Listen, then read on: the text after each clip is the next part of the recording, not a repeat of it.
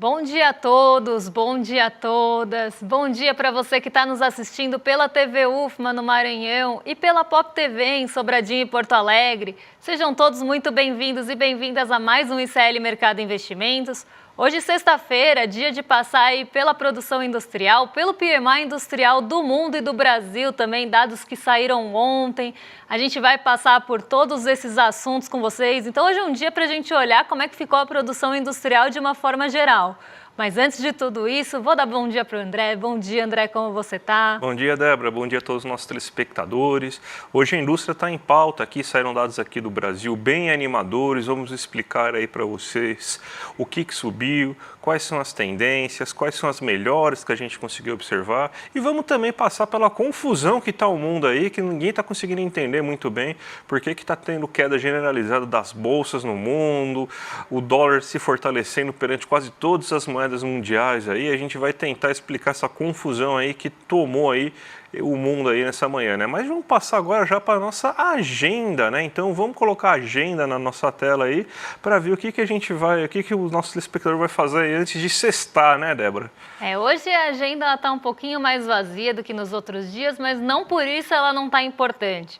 Porque a gente tem nos Estados Unidos o balanço da Chevron sendo divulgado hoje, balanço da ExxonMobil também sendo divulgado por lá. Aqui no Brasil, 5 horas da manhã, saiu aí o IPC FIP de julho, né, também uma medição de inflação, aí, só que dessa vez calculada pela FIP, e a gente tem a produção industrial brasileira, divulgação do IBGE, 9 horas da manhã, dados bem surpreendentes e a gente vai explicar aí para vocês, tintim por tintim disso. 9h30 da manhã saiu o famoso payroll, tão esperado payroll dos Estados Unidos, relatório mensal de empregos por lá. E esse relatório traz uma série de dados. Então ele traz a taxa de desemprego, traz o salário médio por hora e também os dados ali de formação de empregos. E esse dado era muito esperado, sobretudo nesse momento de incerteza em relação a aquecimento ou não da economia estadunidense e também aí nessa ótica que se tem do corte de juros por lá. Então, o payroll era o dado mais esperado no cenário internacional e ele foi divulgado, veio abaixo do esperado e a gente vai explicar para vocês também. Saíram dados de encomendas à indústria nos Estados Unidos também e poços de petróleo em operação, dado que pode também mexer com o preço da commodity que está bem estável nesses dias, né, nessa semana. Débora, então vamos já, temos a notícia aí dos mercados aí para a gente colocar, não, né? Mas hoje tem muita coisa aí para a gente falar, né?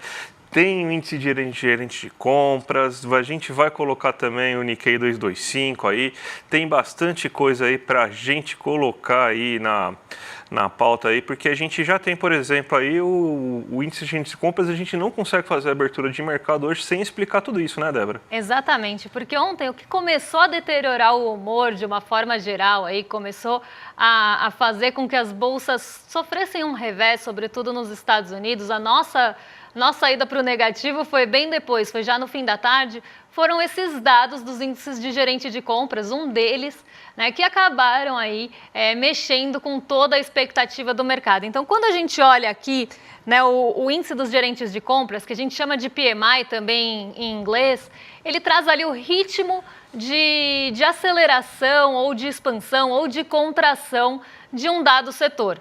Nesse caso, a gente está olhando para o índice dos gerentes de compras do setor industrial.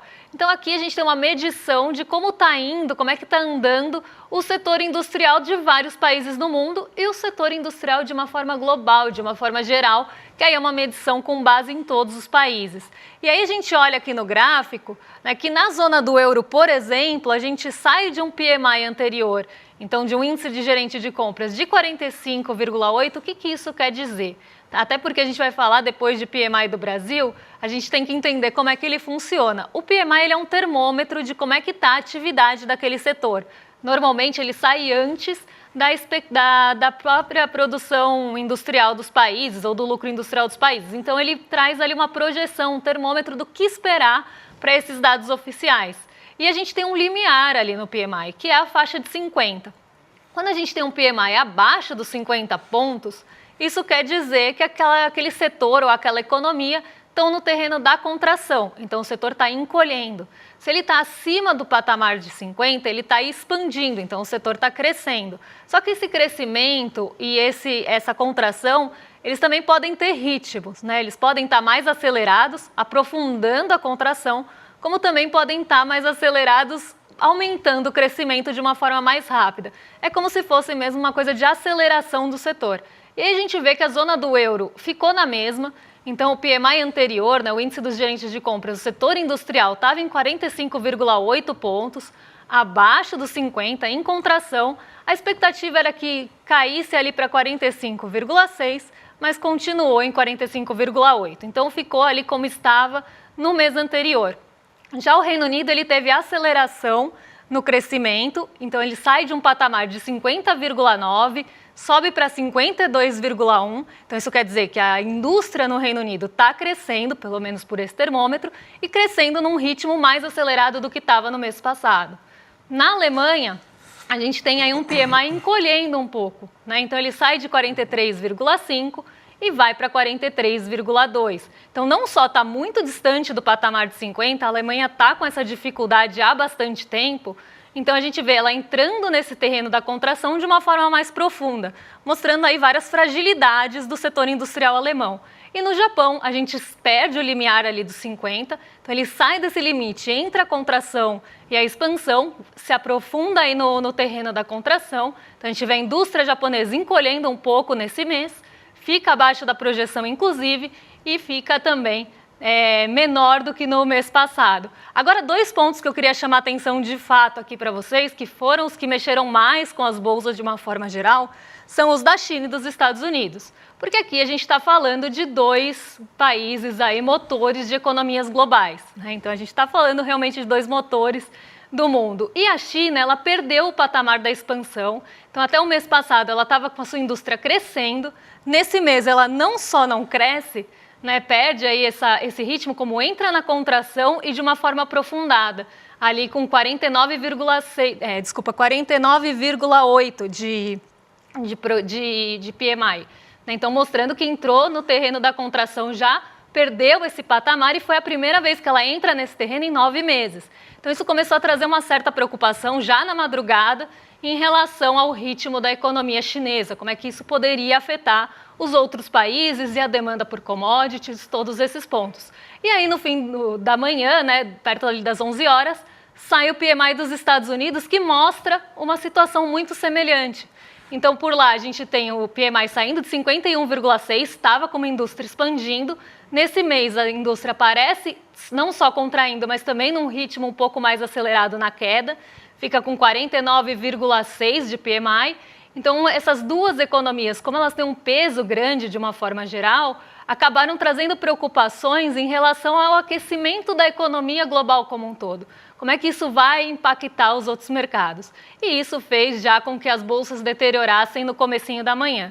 Quando a gente olha o cenário global, aí a gente vê a média de todos os países que são medidos pela S&P Global, a gente sai de um patamar de expansão da indústria de uma forma geral de 50,8 para 49,7. O Brasil está muito acima dessa média, inclusive, mas a gente vai falar disso daqui a pouco. E aí eu entro no próprio continente asiático. Porque essa queda na China aí deve ter derrubado bolsa, e também a queda nos Estados Unidos deve ter derrubado bastante bolsa aí lá na Ásia, né? Que, por exemplo, o Japão é muito sensível ao mercado americano. Então, foi isso mesmo que aconteceu, né, Débora? Exatamente. A gente teve um dia negativo hoje nas bolsas asiáticas, bem negativo mesmo. Entro agora desse continente asiático, a gente voa para lá. E aí o Nikkei 225, que o André falou que tem essa sensibilidade já maior a questões dos Estados Unidos, seja de juros, seja de ali até de fôlego mesmo, ele caiu praticamente 6% hoje. Nikkei 225 afundou, ele acabou caindo com muita força, não só pelos PMIs, porque isso começou já a trazer um mau humor no finzinho da manhã, mas também aí a gente teve outros fatores que têm aumentado essa preocupação. Então, a gente tem uma preocupação geral em relação a possíveis desacelerações nos Estados Unidos e na China. A gente tem as tensões geopolíticas que podem trazer ali também várias incertezas, inclusive ontem o dólar disparou de uma forma geral, o ouro atingiu um nível histórico na movimentação intradia, então a gente consegue ver que os mercados estão receosos, e aí para coroar o fim do dia, que já não estava suficiente todas essas notícias, a gente vê o balanço das empresas de tecnologia abaixo do esperado. E aí a gente entra nessa coisa do continente asiático, que é justamente a Intel, né, que tem ali uma ligação maior com o setor de chips e semicondutores, ficou com o seu resultado muito abaixo do esperado, e aí isso deteriorou de vez, e a abertura asiática foi muito negativa. Então, eu vou colocar aí na tela para vocês, só para vocês... então não vou colocar na tela, mas vou contar e vocês vão ter que acreditar. O Nikkei 225 caiu 6%, justamente refletindo todo esse mau humor dos mercados de uma forma geral. Débora, então vamos agora para o Brasil, né? Porque pelo menos a gente tem ótimas notícias aí vindo da indústria. Saiu nessa manhã a pesquisa mensal industrial e a gente tem um resultado muito expressivo aí para esse mês de junho. Aí a gente teve 2 quedas consecutivas em maio e em abril, e agora o mês de junho a gente apresentou uma alta de 4,1%, uma alta generalizada e também de qualidade. A nossa maior alta foi em bens de consumo duráveis. Então a gente fez aí produtos com bastante qualidade, a gente também teve uma alta mensal aí em bens de capital, ou seja, então também temos investimento aí sendo realizado. E a gente preparou inclusive aqui uma tela para vocês verem da onde que está vindo essa alta aí da indústria, né? Então vamos colocar aqui o gráfico aqui para vocês verem aí a indústria, né? Não sei se temos o gráfico sim aí. Estava aqui o gráfico. Hã? Estava aqui o gráfico. Estava aí o gráfico aí? Aí, aqui, ó, o gráfico está aqui, ó. Vamos lá ver, então, a gente tem, então, que subiu de maneira geral 4,1%. A extrativa, ou seja, que são a indústria de petróleo e a indústria de extração de minérios, basicamente a gente estava falando de Vale do Rio Doce e Petrobras, subiu 2,5%. Setor de bebidas também subiu 2,7%. Setor 3,5%, setor de alimentos 2,7%, setor têxtil 0,9%, e aqui é um setor que estruturalmente está muito complicado aí, que é o setor de vestuários. A gente está sofrendo muito, eu vou bater sempre nessa tecla, a gente até já discutiu isso, que é na questão das taxas de importações, mas é aqui que bate bastante aí a questão aí das taxas das blusinhas aqui, porque o setor têxtil está com quedas consecutivas aí mensais, mesmo quando todos os outros ramos industriais crescem, o setor de vestuários não consegue crescer. Então a gente não está muito bem justamente nesse setor. O setor de metalurgia, que é muito importante, porque mostra para a gente, assim, quando esse setor está aquecido, significa que a gente provavelmente vai ter esse efeito rebote nos outros setores, porque é um setor de base, que é um setor que fabrica produtos para ser usado na produção de outros produtos, teve uma boa alta, ó. Uma alta de 5%. Informática cresceu 1,7%. Equipamentos eletrônicos, a gente teve uma baixa de 0,9%. Máquinas e equipamentos, que também são bens de capital, ou seja, bens que produzem outros bens, uma alta de 2,4%.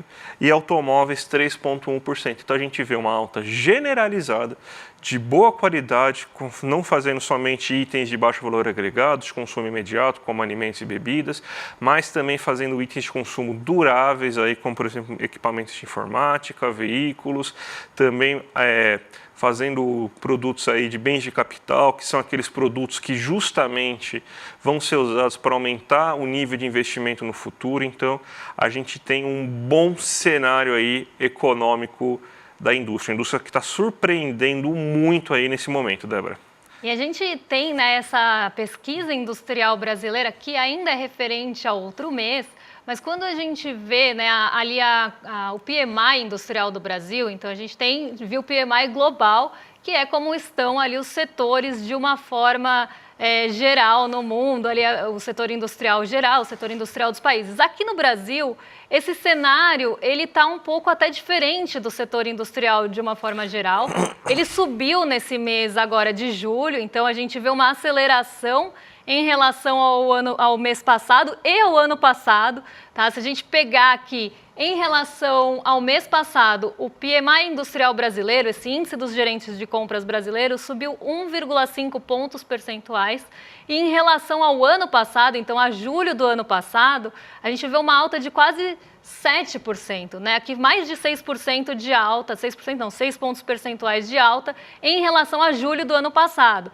E a gente tem que pensar isso em conjunto com a produção industrial, porque o PMI ele está antevendo a próxima produção industrial. Em relação maio para junho, a gente já teve um salto, né? Então, de maio para junho, a gente sai ali de 52,1 para 52,5, um salto pequeno em relação a maio e junho, e o que resultou, de fato, numa produção industrial com uma variação de 4% em relação ao mês e outro. Então, o termômetro ele mostrou, sim, que a indústria ia subir, que ia crescer nesse mês de junho, mas não tanto, né? Foi ali um efeito, uma vez que a produção industrial está atrasada em relação ao PMI. Como eu falei, ele é um termômetro. Então, ele já tinha indicado para a gente que essa produção industrial poderia crescer, não só crescer, mas num ritmo mais acelerado do que antes, mas nem mostrou, nem tinha capturado toda essa alta da produção industrial.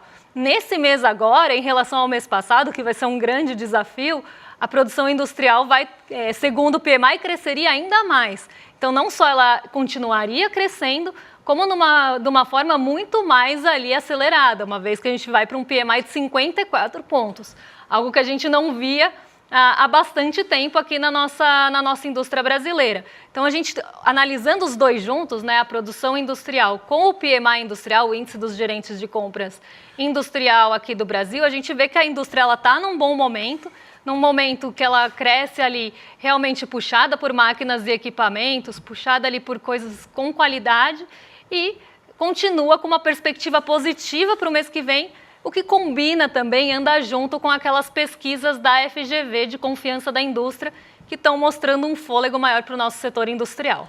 Vamos para os Estados Unidos agora, porque saiu, né, dados importantes da indústria norte-americana, do mercado de trabalho norte-americano, e a gente sabe que isso aí é muito decisivo aí para o corte de taxa de juros lá nos Estados Unidos, né? Então, vamos dizer assim, foi bom o resultado aí para o mercado financeiro, que vai baixar os juros, não é bom para as pessoas, porque aumentou o desemprego lá, né? Mas a Débora está aqui para explicar tudo.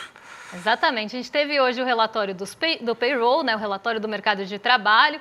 O payroll ele traz outros dados também, então desemprego, tem a renda, a gente vai passar por todos esses pontos com vocês. Mas aqui a gente vê um relatório de mercado de trabalho muito abaixo do esperado. A projeção era que fossem criados, aqui a gente está vendo criação de vagas no setor não agrícola. Tá, então, é uma das formas que o payroll mede essa criação de vagas, e é a que o mercado e o Banco Central dos Estados Unidos acabam olhando um pouco mais de perto, por isso eu trouxe aqui. Então, a gente tem um payroll que era esperado uma criação de vagas de 176 mil vagas. Uma criação um pouco aí em queda em relação ao mês passado, mas ainda com uma projeção de uma criação de vagas próxima ao mês passado. No mês passado, a gente teve uma criação de vagas em torno ali de 179 mil. Então, ia cair um pouquinho, mas ia se manter de uma forma estável. Só que o payroll, realmente, a criação de vagas de fato, foi de 114 mil. Então, não só frustrou essa projeção, como ficou muito abaixo do esperado, mostrando uma desaceleração da economia dos Estados Unidos quando medida pelo mercado de trabalho. E isso acaba reforçando dois pontos. E aí a gente tem que até tomar cuidado, porque isso reforça, por um lado, que a gente vai ter corte de juros em setembro. Então, uma desaceleração do mercado de trabalho combinada, eu vou até passar já aqui para vocês, combinada com uma taxa de desemprego maior acima da projeção e uma queda ali na renda também, a gente mede lá nos Estados Unidos, mede ganho mensal por hora, né? Então, ganho médio, desculpa, por hora. E a gente tem uma desaceleração também no ganho. Então, não só a gente teve menos criação de vagas de trabalho, o desemprego aumentou e a renda também caiu. Então, aqui, não, na verdade, ela não caiu, né? Mas ela não subiu como se esperava e ficou menor do que a gente teve de ganho médio no mês passado. Isso mostra que, por um lado, a economia dos Estados Unidos pode estar desacelerando e o mercado de trabalho está mostrando isso, junto a outros indicadores que também frustraram projeções como o PMI e outras medições aí de setores dos Estados Unidos, mas, por outro, pode trazer também um reforço para aquele olhar de que a economia dos Estados Unidos está desacelerando. E isso reforça também aquelas preocupações em relação a Estados Unidos e China. E isso cria uma incerteza em relação a mercados de uma forma geral e acaba trazendo aquele sentimento de aversão ao risco, sentimento de cautela, que a gente viu ontem de uma forma muito exacerbada, gente, passei pelo trava-língua aqui, e de uma forma aí muito intensificada ontem mesmo, e acabou trazendo o dólar para um patamar muito alto aqui no Brasil, inclusive. Eu vi várias pessoas perguntando, Débora, e o dólar, o que aconteceu? Porque ele chegou a bater ali 5,70, né? Então até mais do que 5,70 na máxima do dia, e isso é reflexo não só das incertezas em relação à economia dos Estados Unidos e China, mas também das tensões geopolíticas no Oriente Médio. O que acaba acontecendo aqui é que, por a gente ser um país exportador de commodity e o petróleo poder sofrer alguma pressão em relação a isso, né, a gente ainda tem um equilíbrio ali, isso pode contrabalancear um pouco a alta do dólar no Brasil. Mas ontem a gente viu esse movimento acontecendo de uma forma geral. Como eu falei, o ouro, que é um defensivo clássico de carteira, subiu um monte no intradia. Essa manhã já abriu ali numa alta bem acelerada também. Então a gente vê esses movimentos acontecendo todos em paralelo. O que pode acontecer é uma possível também ali tensão no Oriente Médio subir e forçar o preço do petróleo.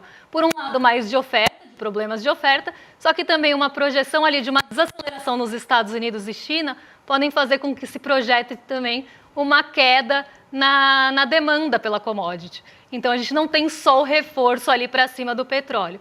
E isso acaba mexendo aí com o mercado de uma forma geral. Então vamos ver então como que está esse mercado, Débora, porque tá uma loucura. Ontem foi uma loucura absurda, né? E hoje a loucura continua ou deu um jeito?